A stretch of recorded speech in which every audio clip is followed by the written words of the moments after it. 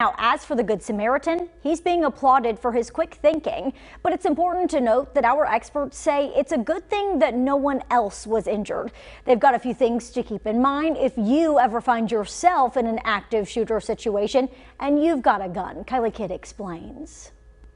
In dangerous situations involving active shooters, there's a fine line between being a hero and putting yourself and others in danger. A person who uses a firearm to defend themselves is responsible for every bullet that comes out of their gun, where it starts, where it ends, and everything that it intersects until it comes to rest. Sam Paredes says if you decide to use a gun in an active shooter situation, training means everything.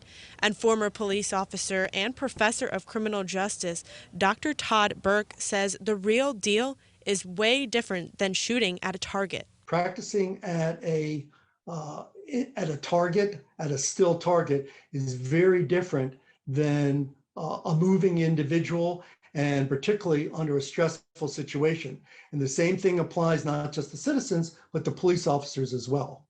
If you are ever placed in a situation that you need to protect yourself and others and pull out a legal firearm, you have to be aware of others in the area. In other words, the range of fire, where other people are. Experts also say it can be dangerous to be the one holding the gun in an active shooter situation.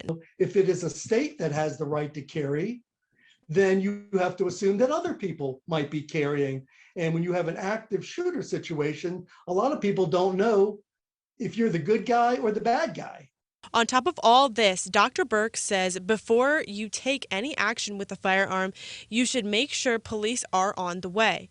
But says it is possible you find yourself in danger before police arrive. If you want to be safe, you have to make that decision whether you want to be your own first line of defense. Dr. Burke says every shooting comes with a risk, but in this case, the risk outweighed the consequences. If not for this young man who was there in the mall, who knows how many more people would have been murdered. In Roanoke, Kylie Kidd, WFXR News.